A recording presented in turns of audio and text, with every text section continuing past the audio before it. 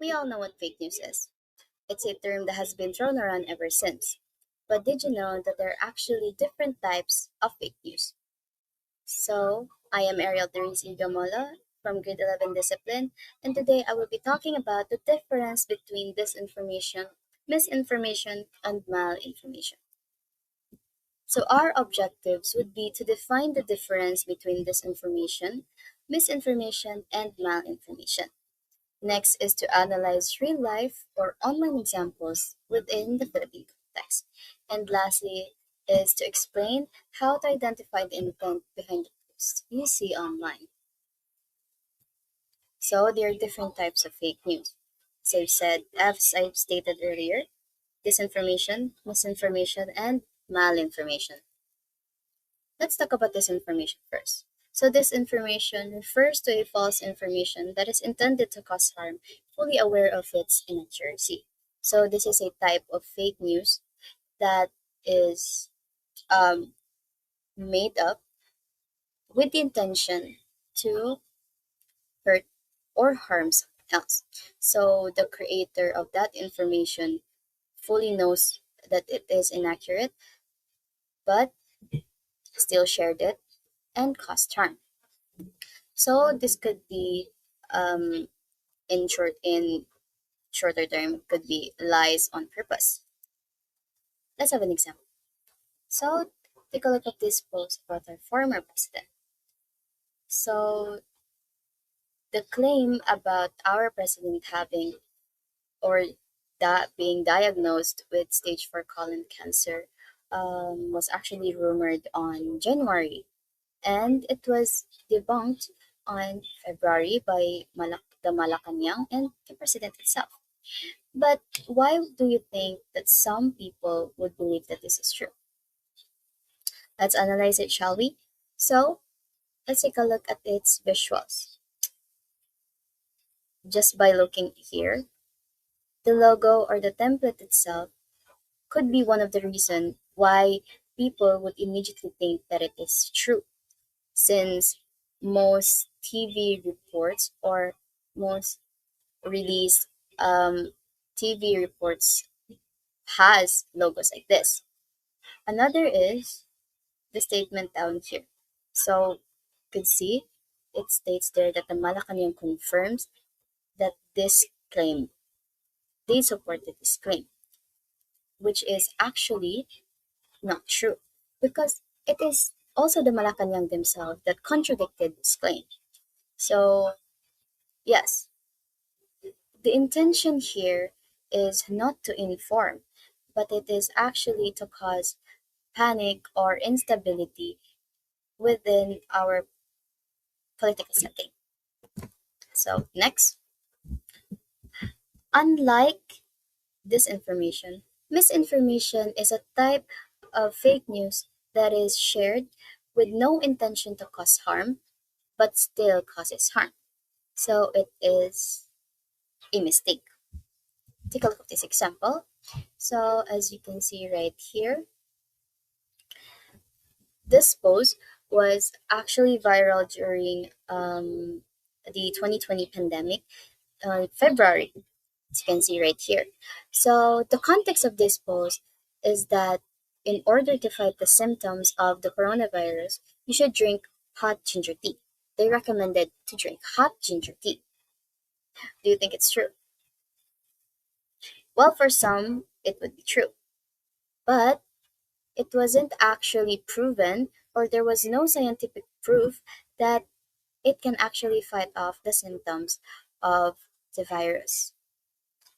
Though you can still have benefits from ginger, there were actually no proof that it can fight off the symptoms of the coronavirus.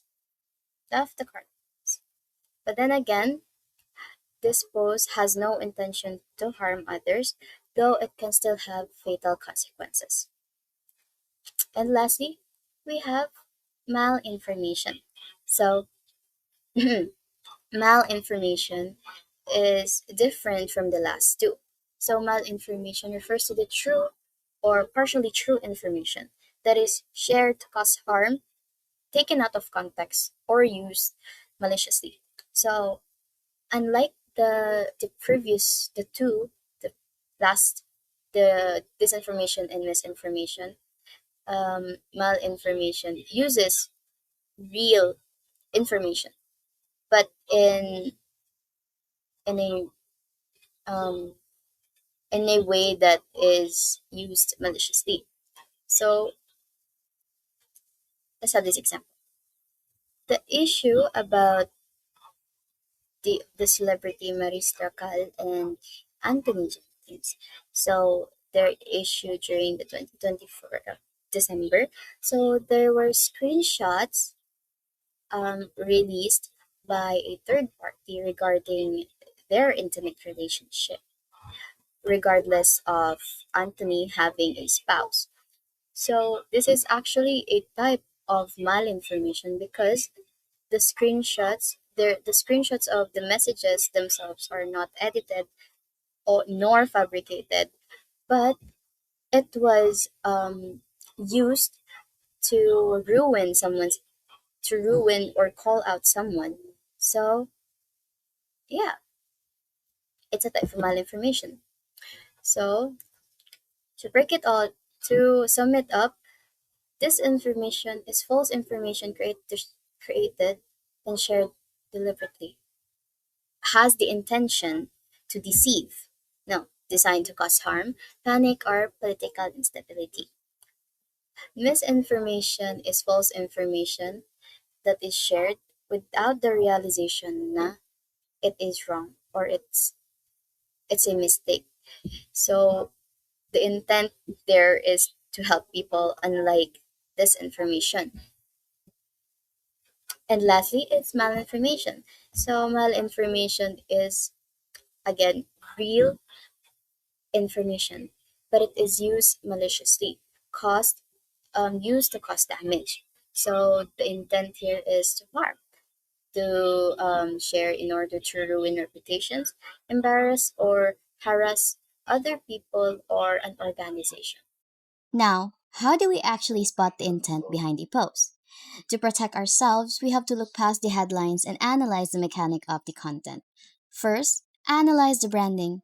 In our disinformation example about the president, the post used high quality breaking news graphics but provided no link to an official news site. When a post mimics a professional network without an actual source, the intent is to deceive. It is a tactic to gain trust through visual trickery. Second, analyze the language.